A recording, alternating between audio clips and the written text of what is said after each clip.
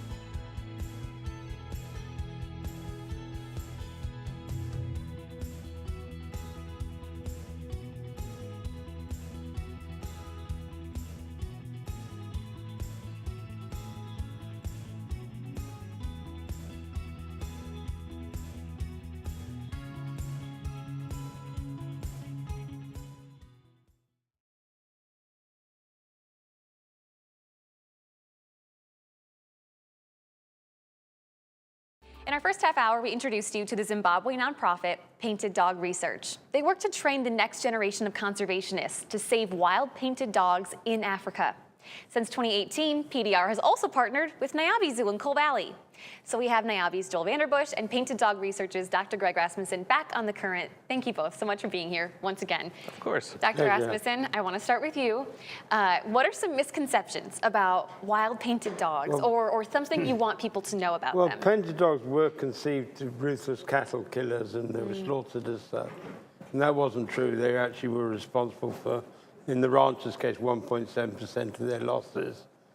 And plastic bags killed 17% of their cattle, cattle swallowing. So that was one misconception. The thing I really love about them is their social system. And just to share a very quick story, when I first started working with the dogs, one dog was mauled by a lion, and we gave him up for dead.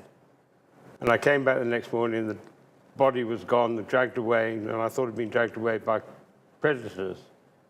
And then when I caught up with the pack, and this dog's a dog called Circus, which is actually about the book. This is the real dog. It kept disappearing somewhere every other day. And I'm like, where's he going? So we tracked about 8 miles, and we got to a point where Circus was going back to his brother every single day to lick and clean his wounds. He did that for 3 months. He would travel 8 or 10, 12, 14 miles every day to go and look after his brother. That was 38 years ago. That was the first time ever any wild species looking after their sick and the weak. No wonder I'm a committed conservationist.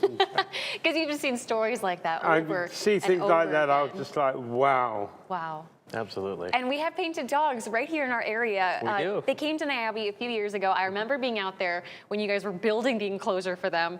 What are their names? And Joel, what's it like to have them at Niabi? Well, we have Prospect and Salou. We just have a pair right now. But, you know, the amazing thing with them is the story that they tell. Right?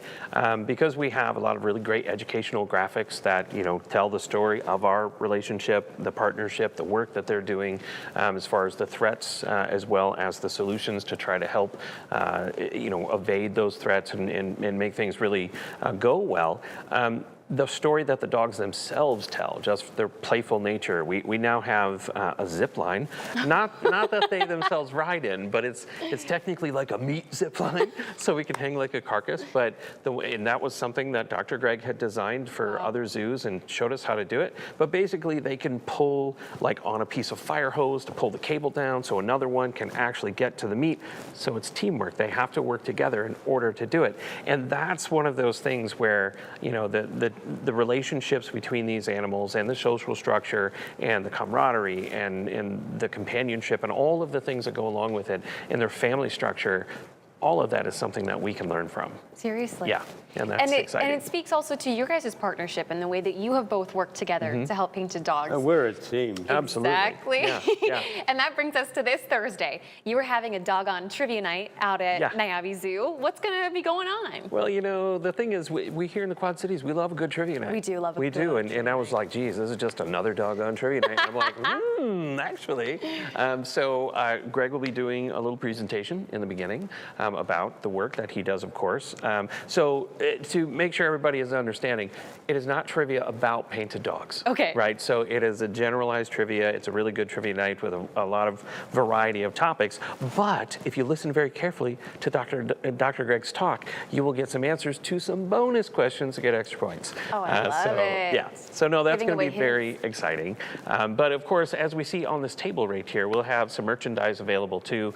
So the snare wire arts that we have seen before. We have some new poses for our painted dogs. And the book, which Dr. Greg wrote, A Dog Called Circus, just like the dog he was talking about. And in that book, it's really focused on children.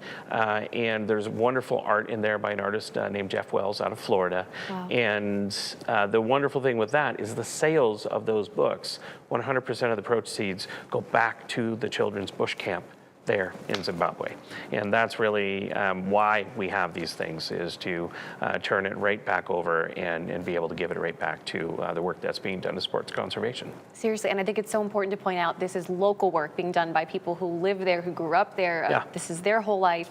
And I want to have you back on soon, Joel, to talk about opening day at Niabi's coming up in April. They've got a brand new exhibit about the painted dogs. But in the few seconds we have left, Dr. Asmussen, I wanted to end with you.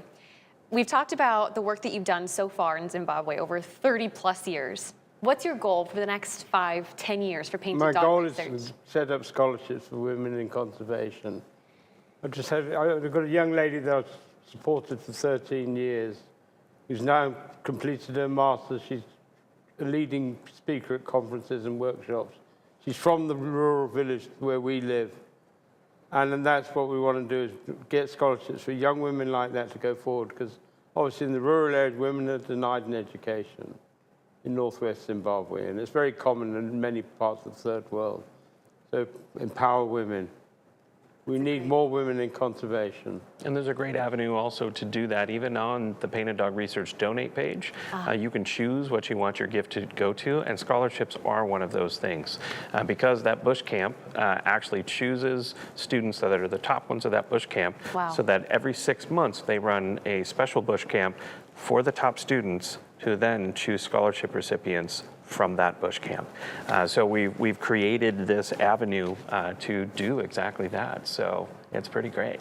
You guys, your work is incredible. Thank you so much for your time today and dropping by. Thursday's going to be an amazing turnout. Absolutely. We want lots of women to come. And there are still some seats available, and we are advising people, if they have a team of 6, a pack, that would be the best, because they can also get a discount, but then you have your whole team ready to back you up. And ready to win. Indeed. Guys, thank you both so much for coming by today. Listen very carefully. I will say this only once. That's right. And for you guys at home, if you want to share this story, our online version is up at WQAD.com. Just click on the As Seen on TV tab at the top of the homepage.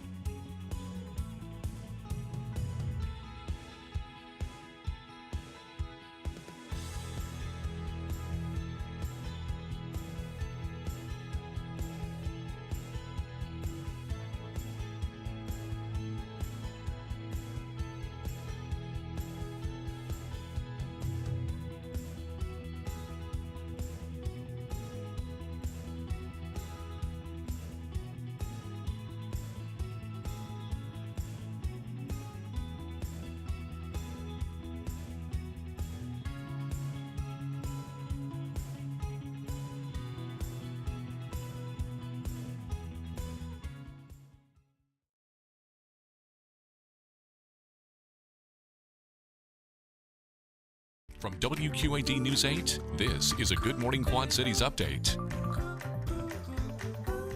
Hey, good Wednesday morning, Quad Cities. I'm Ava Hedges. It's just before 9 a.m. and here's what's making headlines.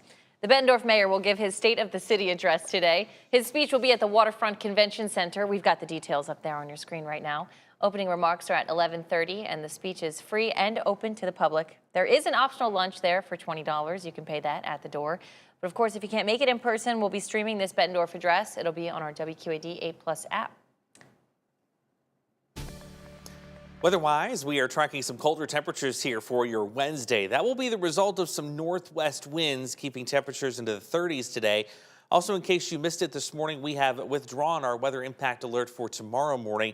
That system now going to go much further to the south, keeping accumulating snow away from us. But it does mean a warmer day tomorrow as we head for the 50s and an even warmer day on Friday, where I think we have a really good chance at logging another 70-degree day in the Quad Cities, if not most of our hometowns. We'll see how that shakes out.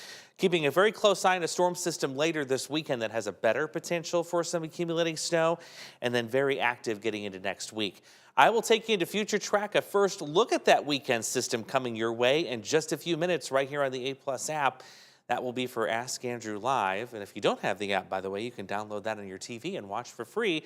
We'll start at the top of the hour here in just a few minutes.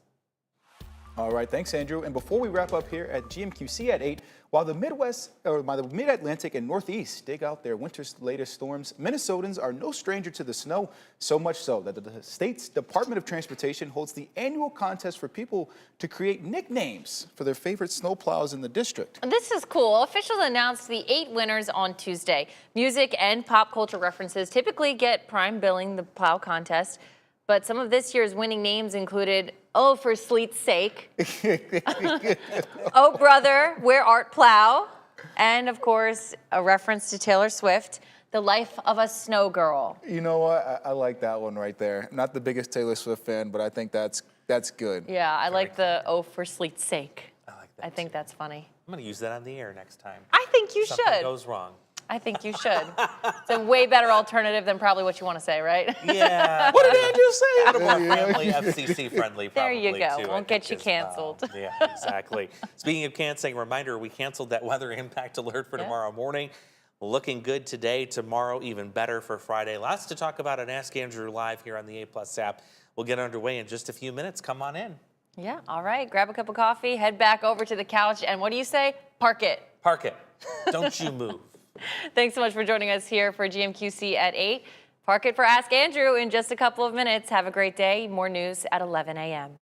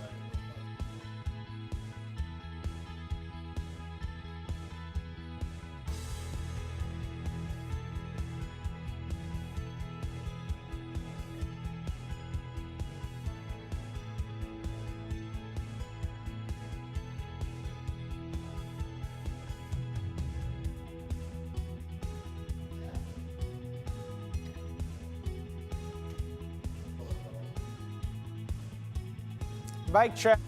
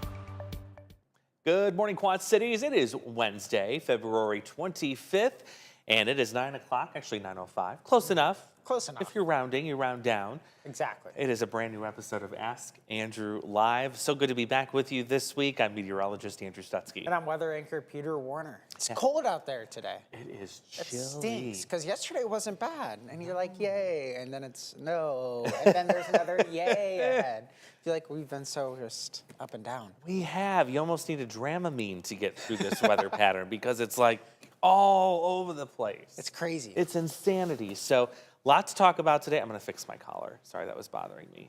There we go. Lots to talk about today. It's just sticking out there. I don't know. It's disheveled. Sometimes, yeah. Yeah. But we have a lot to talk about today, and we're so glad you're here with us. If you are new, welcome aboard. We hope that you'll make this part of your normal routine here on a Wednesday, as we do every week. If you're returning, welcome back. We have got a jam-packed show again for you, talking about everything from wildfires in Canada, thunderstorm frequency. There's the possibility of some snow coming in later this weekend.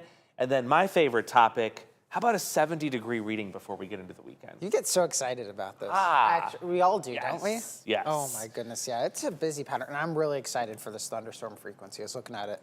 Oh, it's really cool. It is some really neat data to dive into. And now that we have the power of artificial intelligence, it's even easier to digest all this data. You can get through it a lot quicker than me just sitting with a spreadsheet trying to figure it all out Oh on my my own. goodness. Yeah, we've started to save spreadsheets, and we can just Yeah. throw them into an AI, and it'll find the information so much quicker. It is awesome, the power of that. So we're harnessing it for good, for weather-wise here, and we'll show you that in just a moment. If you have a question, you can get it in at any point in time during the live stream. Usually about 9:20 or so is when we'll start getting to those questions, maybe a little earlier if we wrap up sooner. But you can text those to 309-304-0888. 309-304-0888. So easy to remember. Stuck in your head like the Cars for Kids. It is, yeah. That commercial just... And there's two different versions. There's Cars for Kids with a C and Cars for Kids with a K. Oh, really? Yeah, so they I didn't really know make it that. confusing. They're competing. Wow. Anyway, crazy radio ads, that's what we're talking about. We'll start with a little bit of a weather discussion, kind of like what's going on today, what's coming up tomorrow and into the weekend. Right now, we had some big changes this morning, and that was with the cancellation of our weather impact alert. So that was a big change that came our way yesterday afternoon. Yeah, this system, we were kind of just joking about it yesterday. We were just like, what the heck? What are we, I mean, 'cause it's one of those clippers, right? And we know this with clippers. We've dealt with it already this year where it just is fluctuating up, down, left, right. We went from 5 inches on the house model to 0 in a matter of 12 hours. Yeah. It was crazy. It just blows your mind. And it's the volatile time of year. You know, we're going to be transitioning seasons here in the weeks ahead. So that's another big complication that these models try to sort out. And you were right. I mean, I saw that signal when I was here. What day was I talking about that? Was it Monday? I think it was Monday morning. Yep. We saw the signal for accumulating snow. When I looked at it, it was about 1 to 3. And then in the afternoon, that run came out. It went 5. Almost 5.5 inches, I think, at one point. And, you know, that sets off alarm bells in our head. That's impactful snow. Yeah, and when our house model picks it up, that's a high resolution model. Yeah. That's not like the European or American model that we use that are more long range and can kind of fluctuate a lot more. Typically, those short-term runs look very good. Yeah, they're usually very reliable. So that's what really got our attention. But now, and even as early as yesterday afternoon, it looks like that system is just not as strong. And it's also tracking a lot further south. Yep. It's all dependent on where the jet's lining up right now. And that's kind of, models have been all over the place with that too, even in terms of temperatures as well. Yes, it's been a tricky forecast. We've had some days that have been warmer than forecast, some that have been a little bit cooler. Today's going to be one of those cooler days. And the reason for that is you're dragging back this northwest wind. You can't forget what is sitting up here to the northwest of us. You still have snowpack. This substantial snowpack. If you look at the snow depth map, which will update automatically here on your screen in a minute, you can see that, yeah, there's still about half a foot of snow stuck on the ground in north central Iowa. So until that melts away completely, anytime you get a northwest breeze, you're going to cut the temperatures down, even if a day like today you have sunshine. Yeah, it's been a tricky forecast. I mean, in models, actually, what's interesting, I know we have a lot of weather fans that like to look at some models and stuff you're watching, right? They're not going to take that into account typically. And even if they do, they usually overplay it and they don't, I guess, put too much warmth on there. So and that's a consistent thing that when we forecast every day, we got to look at. Exactly. You have to take into account the current conditions on the ground, how deep the snowpack is, how reflective it is, lots and lots of different variables. So that's kind of our headache in the near term here is having that snowpack so close by. It can even impact the track of storms as well because you're getting that temperature difference. A lot of times it pushes them a little bit further south, just by a tad, but that can happen, especially with the recent snowfall, at least when I've been studying these, tracks. Yeah, oh yeah. They usually kind of move a little bit further south because that's where more moisture is available, not per se the snowfall moisture, but more evaporated or melted moisture. Yeah, exactly. Right on the money there. There's a lot of variables that go into that, and this is one of many of those that you have to watch out for. I'll take you back into the future track model just to show you how wimpy this storm system is and what the latest runs this morning are showing. And that is, yeah, we're going to go cloudy tonight, but look at the snow showers, how far south they are, and how scattered they are. Gone is that solid band of snow that the models had just a couple of days ago right along Interstate 80. It's gone. Disappeared. It is gone completely. Gone with the wind. So I'm going to throw in maybe a flurry or two tonight into tomorrow morning, and that's about it. Yep. So, that's why we don't need the weather impact alert. I think we can handle a few flurries pretty easily. Some deadly flurries, as some of our favorite people on some certain websites like to say. Yeah, I'm kind of surprised I haven't seen a post about this weekend storm yet, but now I probably just jinxed it and I'll see it this afternoon. It's going to come. Yeah, it will come. So yes, there'll just a few flurries is all we're expecting. And now that we don't have to worry about melting snow tomorrow, we will harness the full power of the late February sun, and look what we'll do with the southwest breeze. We're going to go into the low 50s tomorrow afternoon. I'll take that all day. Yeah, that's going to be beautiful. Now, I'll have a question for Peter, too, in regarding this for Friday. Oh, boy. So this is our in-house future track run for Friday. It's been consistent this morning. We've seen 2 model runs so far. One at 67, the newest one at 68 degrees on Friday. And look at the 70s not that far to the south. Ooh. Are we going to have any golf courses open by Friday that they could take advantage of this? What do you think? I mean, there's a few. You can walk, and one of them has carts. Oh, carts? Okay. One of them has carts. I don't think, because there's still some cold shots and some potential for snow, I don't think we'll see widespread opening days, as they like to call them. But it's coming. I think. Closer. We're getting closer. Yeah. And long-range models, again, these are long-range, long range, so they are iffy. But those are trending warmer, too, I will say, at least last I looked. No, you're right. I've noticed that, too, this morning, that things are getting warmer. So 70 degrees on Friday. Possibly. That would be our second 70-degree reading so far this year. The second one for the month, by the way, too, because we also did that a little bit more than a week ago, I think it was. Last Monday. Did that. Yeah. So It's second earliest 70 ever recorded Isn't here in that the Quad something? Cities. That's crazy. I think we'll take it all day. Yeah. It's a nice break from winter, I'll tell you Oh, that. my goodness. It really puts everybody in a good mood.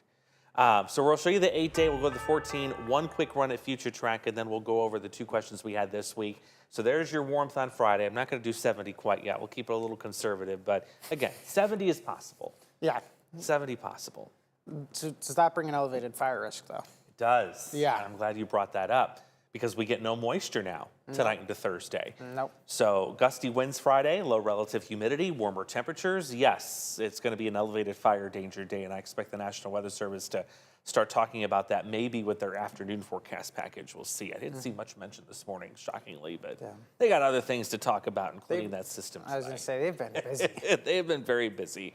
So the weekend, that is our next kind of item for discussion because late Sunday night into Monday, this is the next storm system that's coming in. And there is a little bit of agreement on what will likely go down, but not so much agreement on how much is going to come down. Oh, GFS. Yes, we love it so much, don't we? And what Peter was talking about, too, before we leave and go to the snow discussion, there's that warming trend for week number 2. And I know it looks insane that there's a rain icon on every single day.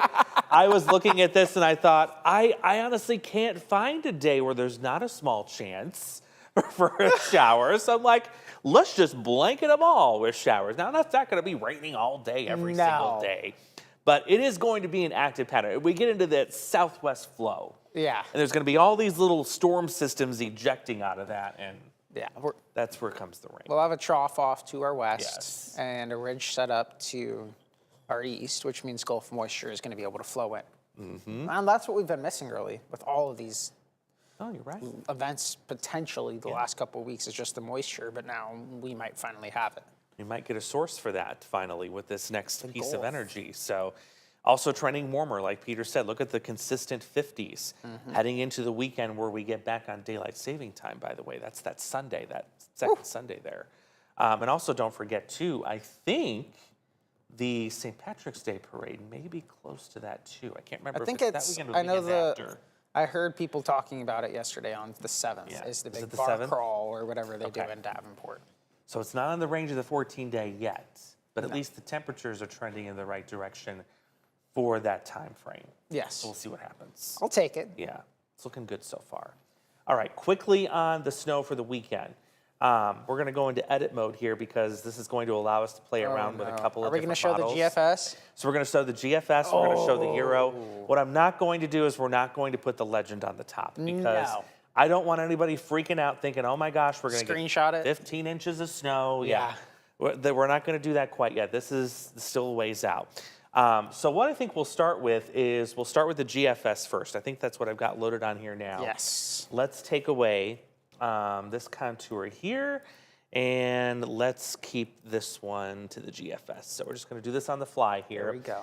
So we're going to show you this here, which the GFS is still a little bullish on what's coming in tonight. And that's why one of these things we like to talk about is model verification. Yes. And if it's not going to be accurate here in 12 to 24 hours, take it with a grain of salt. We got to squeeze in now. Good morning, Morgan. Good morning. Hopefully you can hear me. I'm sorry. I was so close to being on time, and then the garbage truck came down my street, and I'm on a dead end. That's not good. And so that means I have to wait for them. That will block you in. Yes. Yeah. It's fine. My We're gosh. fine. We're here now. Well, we're glad you're here with us. But yeah, to Peter's point, if you can't get it right in 12 to 24 hours, you can't put much stock into what's going to happen longer range. Oh, are we talking about the system coming in tonight? Yes, so Yeah. the showing, like the GFS is showing still aggressive. We're not going anything for snow here. The graph has been dry. Euro's fairly dry as well. But we're showing, the potential for this weekend, Sunday night into Monday. Look at this. Right when meteorological winter ends. We Isn't called that it. something? We called it last week, didn't we? I think we talked about this. I know. last I week. think we were like, once our forecast contest ends, snow is going to start to come. Go figure. Go figure. Means I win. It's incredible. I mean, I know. This is something. Yeah. And this is, again, one of the options, one of the solutions that we're potentially looking at, though I wouldn't put too much stock in this one particularly. But this is Sunday afternoon, later in the day, through Monday morning. And you can see it goes gangbusters with snow south of us. And I will say it's so difficult. We're getting into the time of year now that we are getting to the end of February, beginning of March. This time of year is very, very, very, very difficult to track these systems. We've already seen it, issuing a weather impact alert. 24 hours later, we see this complete shift out of the region. I mean, I even was looking at it and I was like, oh no, this could ruin my prediction. I could go over here if we get 2 more inches. And that was what it was looking like. And then 24 hours later, completely gone. And so again, and then not only that, you have to think about compaction. It's getting warmer. This is going to be heavy wet snow more than likely because we're not going to see these really Arctic blasts that stick around for that long. Ground is starting to get warmer, so that also adds to it. So it's really, really, really, really difficult at this time of year to track these systems. And again, with the warmer air, now you're also kind of factoring in the transitional period. We have rain into snow and vice versa. So it's crazy. A lot of variables. I will say the silver lining to it all is if you like snow, yeah, we usually can get it. But if you're somebody who is over it, like me, I'm ready for spring weather. It doesn't stick around for too long because temperatures do start getting warmer. So it starts to melt a lot faster. Yeah, stronger sun angle this time of year. that. Yeah, there's a lot of positives to getting that this time of year. There's the European solution, by the way, a lot more subdued, but showing the similar scenario of track anyway. Well, that makes sense. I could see that. Yeah. Just with the consistency it's had there too. It's been generally about that range, I think, over the last 4 days. Yeah. Here's actually been somewhat consistent there in track too. Yeah, it'll be interesting. And again, you got to take these things now, as we know, with a grain of salt. Yep. In 24 hours, we went from we're getting 1 to 3 inches to nothing. So you have to really kind of, it's an everyday thing. Stay updated on the forecast. And you can also hear it in ourselves when we know that we are way more confident that things are going to happen and with these systems. But this period, couple weeks, it just starts to get extremely hard to forecast now. Yeah, it gets very challenging. So this is just, we're watching it, we're tracking it, we're not alerting quite yet. That might change in the next day or two. But right now, yeah, Sunday night, Monday morning, that's our main concern. I think the rest of your weekend looks fine if you're trying to plan that this early. What you wouldn't, it's Wednesday. Oh, Indy. What are you thinking about the weekend? It's like year 2, I think, now that Indy has been getting, because I'm from Indianapolis and a lot of my family, friends are still in the Indianapolis area. It's like for the past 2 years, I'm like, yeah, you guys have been getting it.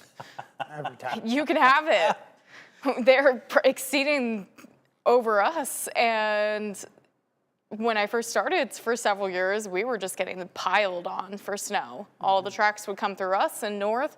If they go south, then they go through Indianapolis and north. So I'm like, yeah, you guys can have it. You guys have had some pretty mild winters, I know.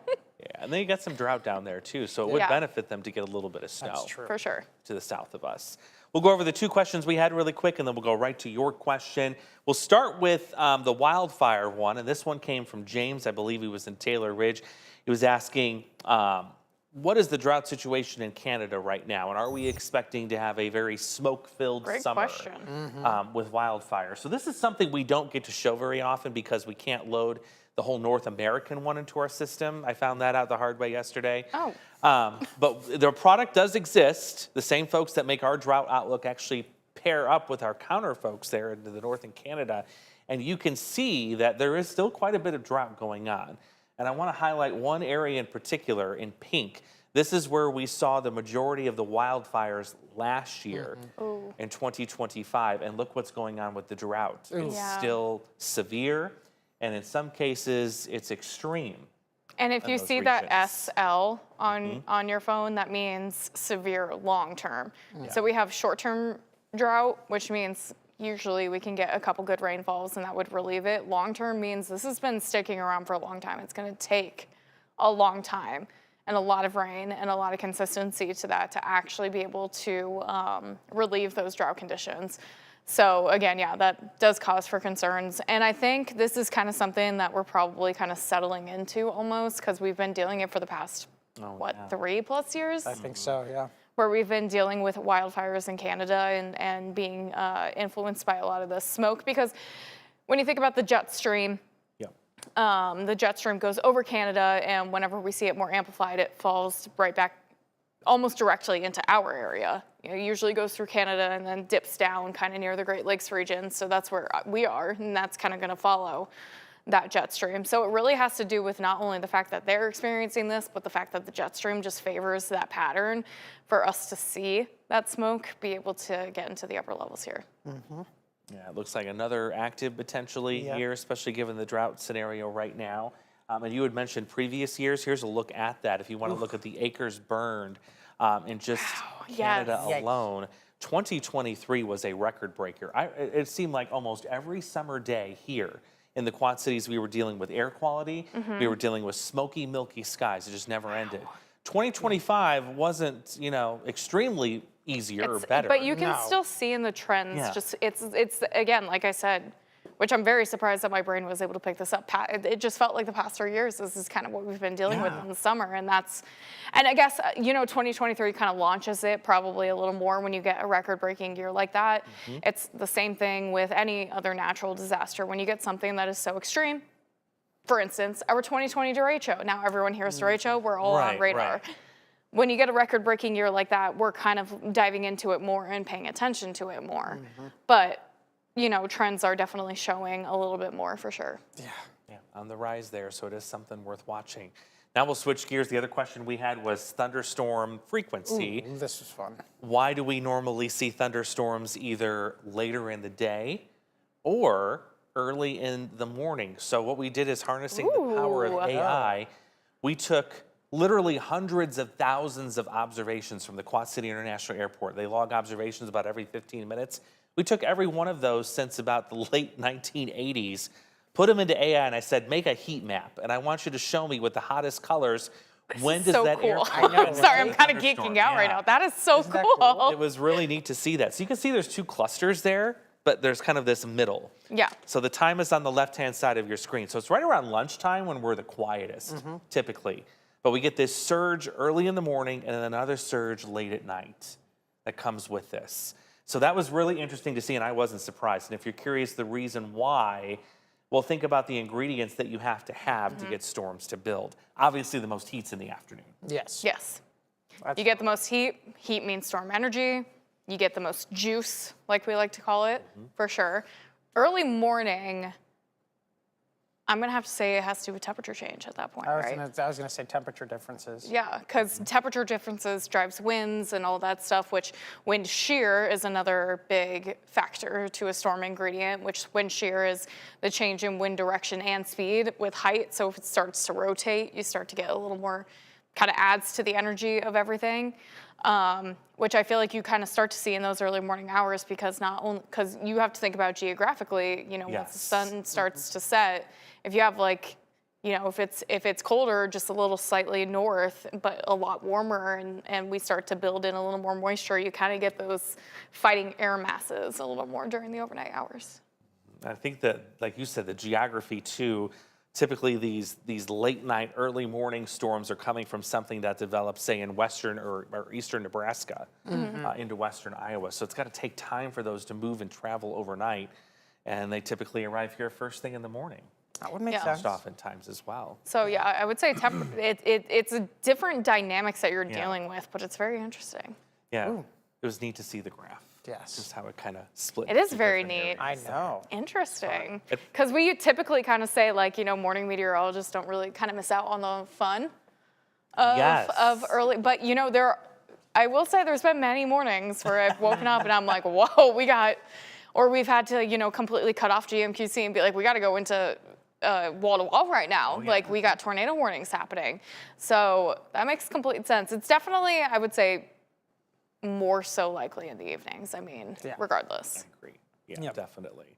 So some cool stuff there. I will post that on social media for anyone that's interested if you want to see it in a little bit more detail. Peter, this was cool. This was sweet. So I went back and looked at, what did we do last year for severe weather before we get to your questions here. So plotting, the number of times we were in these different risk zones, the days of the week, which days of the week were more active, and then, of course, the total number of warnings that were issued versus what our average has been here, I believe, since 1986. And what surprised me, look how even it is. The days were this year. There wasn't like one day in particular where things just went gangbusters. It was spread even. See, I felt like it was the weekend this year, too. I will say it felt like the weekend more for winter storms. Yeah. Well, that's true. That's been feeling a little more. Yeah.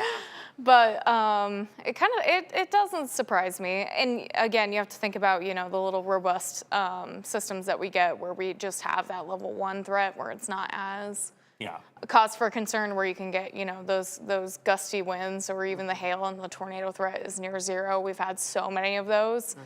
That's pretty typical during the summer too. And it can be a pretty frequent occurrence. So this doesn't really surprise me, but very interesting. Yeah. The level 5, the extreme, I know, again, 0, but in my time here, I've experienced maybe 2 or 3 times. 2 or 3. Yeah. And since 2019.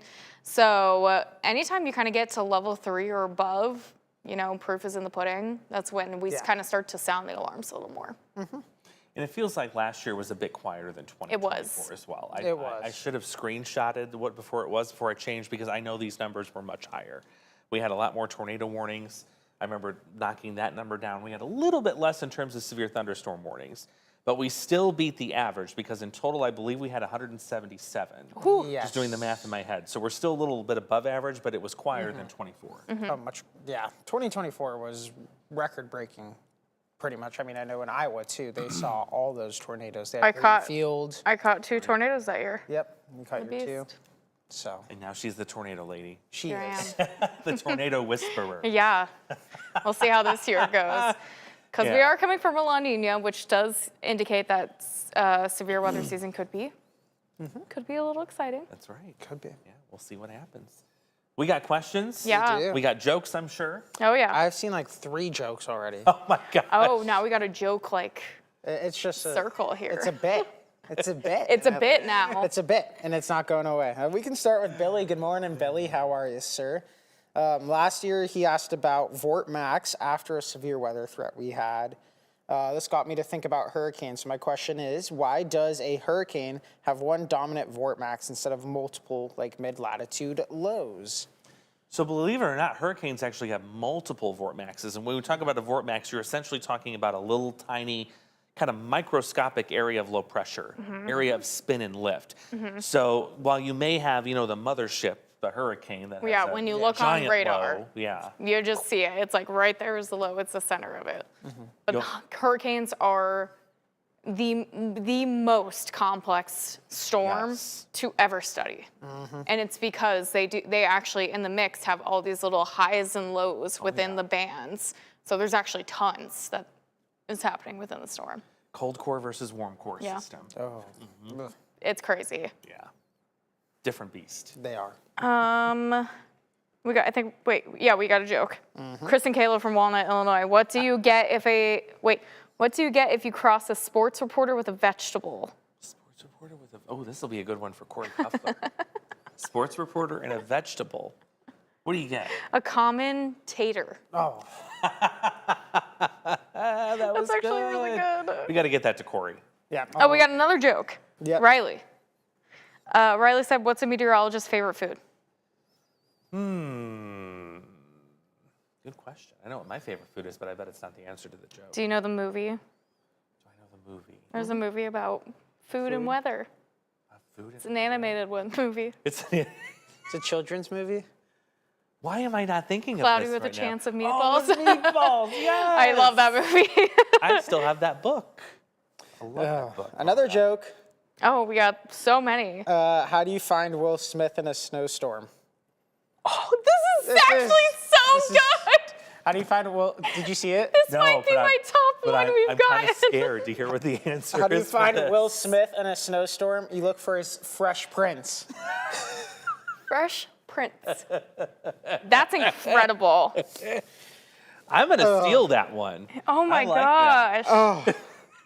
Chris says, can you go into depth on what high and low pressure system is and how it affects the weather? I'll quickly kind of fire off. Low pressure systems are the ones that bring us the weather. Your rain, your thunderstorms, they're the ones that bring the cold fronts and the warm fronts and all of that stuff. Everything that's kind of chaotic when it comes to weather. That's your low pressure system. That's a hurricane. That's what we call mid-latitude cyclone. It's what we needed, again, for all of our storm showers, clouds, anything. When you have a high pressure system, it means we got sinking air. Sinking air means complete sunshine, beautiful weather. That's nice. We love high pressure systems. So high pressure just means we have sinking air. We don't have enough lift to bring in clouds. We get the beautiful sunshine. Low pressure means we got a lot of rising air, and we bring in all the chaotic weather. All in under 60 seconds. Good. All in under 60 seconds. Because that's a very, I could go even more in depth. Tyler's wondering, what are we expecting for the later half of this weekend? As for snowfall, don't want to throw out totals yet, but some snow showers. I think that's the showers, not snowstorm. I want you to plan on seeing at least some snow by the close of the week. In some areas, again, it's this time of year, it can teeter-totter the track very, very suddenly, very quickly, day by day. So it's something we're probably just going to be updating you guys every single day leading up until we get to Saturday and Sunday. Yeah, that's right.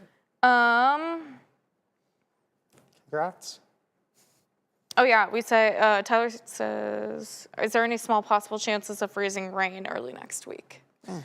Given the fact that, we're coming into the 60s on Friday and we're going to be in the 40s this weekend and some 30s on Sunday, I just don't see that. In order to get a good freezing rain event, we need to go from a pattern of having like 4 days in the teens or single digits all of a sudden to getting 40s. That's really what you need to get a decent freezing rain event going. It's not likely. Tyler, also congrats to me on oh my gosh. On winning the winter weather forecast. Thank you. I love the hair toss. I wish I could toss my hair back like that. He also says just bring on one more good snowstorm or blame Puxatawny Phil. And then someone commented off of him and said he must have meant everywhere else besides here, meaning Phil. Which probably, you have to think he's from Pennsylvania. That's right. They just had this bomb cyclone in the New England region breaking complete snow totals. So, he's for there. He's not for here. Because we've been very nice. Staten Island Chucks was right too. That's right. He's the accurate one. You I'm a big brought that fan. up. I'm a big fan of him. So. So if you want a rodent to go to, then go to Chuck. Go to Chuck. And then Tyler also says, glad we're not going through what's happening in the East Coast. Reminds me of the 2020 derecho. Yeah, they just had that very intense system. It was crazy. I was watching coverage. Yeah. They can have it. They can keep it. I don't want it. Rhode Island, 32 inches of snow. No, crazy. But I think that's about it. Sped round through this. That's awesome. Wow. Some great questions this week. Great stuff. Keep them coming. We like them. Yeah, if you think of one, even while we're not on the air, again, you can submit it to us. Facebook Messenger, you can do that. You can email. You've got the link at WQ80.com. Because not only could it be an Ask Andrew question, Yeah. could be on air. If not, we'll make sure to write it down to make sure that we do answer it here. So Exactly. anytime you come up with a question, feel free to reach out to us. We'd love to hear it. I even had someone snail mail me a question. Are you serious? And I'm going to get to Yes! it next week. Yeah. Oh, that's so, I remember that, and I love that. Yeah. Really? You can even That's snail a mail. dedicated person right there. Dedicated. Yeah. So we'll take them all. As long as it's weather related, that's all I care about. And we'll answer them for you here. We're going to get to the rest of what was in store for us here. Who's got the 11 today? Is it I'll do it. Morgan's turn? You want to do it? Yeah, you did it last week because I was in for Andrew. Well, that's what I was going to say. Do you want me to do it? Oh, for that's Andrew? right. No, I'll do it. Okay. Somebody will be there. Morgan will be there for the 11 today. But yeah, that'll be our next newscast, so make sure and check that out. Also, don't forget, next week, we start streaming more of GMQC. So the 4:30 a.m. is, the live version is going away. You'll see an encore presentation of News 8 at 10 from 4:30 to 5 a.m. And then from 5 all the way to 9 o'clock, it is nothing but GMQC live. No repeats, no recordings or anything like that. It's straight live through. So make sure you have your app downloaded, that 8+ app on your TV. You download it, watch for free. You can get 4 hours now of GMQC because apparently y'all have not had enough. It's a lot of Stutsky. Yeah. And I it's a will lot of say, you guys, I know too. You I've fill in. seen feedback where people are upset about the 4:30. We still got the 10 p.m. And I will say the 4:30 most days is just us doing the 10 p.m. live because the 4:30 is Exactly. so early. Yeah. We're trying to give people, a little bit more because more of people are tuning in at 5, not 4:30. So I will say a lot of it's just a repeat of the 10 p.m., the stories. Only thing that you really get new is weather. James is going to do a really great job of making sure that he knows, a lot of people are going to be watching at 4:30. He's going to get you ready for your day the next day because I promise not much is going to change overnight. If it does, we'll be sure to make sure you know. But yes, I will say I'm excited because that half hour is just, it's a lot. It's going to help so much. Time is like this during that morning shift. So that's going to help a lot for especially Andrew or any of us that are filling in to make sure that we bring you the most accurate forecast during that 4-hour coverage. Again, 5 to 7, both streaming and on TV. On TV, yep. And then from 7 to 9, we'll only be streaming. Streaming So only. just make sure you have that app. You can have it on your phone, your TV. You can take it with you. Super easy to tune in. Yeah. So schedules aren't changing. Nobody's going anywhere. Even if we have severe weather at 4:30 in the morning, that doesn't mean We you're will going to get see a on. rerun. We will be on the air. Yep. None of that's changing. We're still going to be here at the same time. If anything, I like it better because now I'm going to have staff here from that 5 to 9 o'clock to jump on the air. That's If true. we have severe weather. Before, that's kind of been a challenge, but now Yes. we'll be fully staffed and we can go very quickly. So looking forward to that. Yeah. We'll let you guys go. We'll hope to see you back here next week for a new episode of Ask Andrew Live. Have a great Wednesday.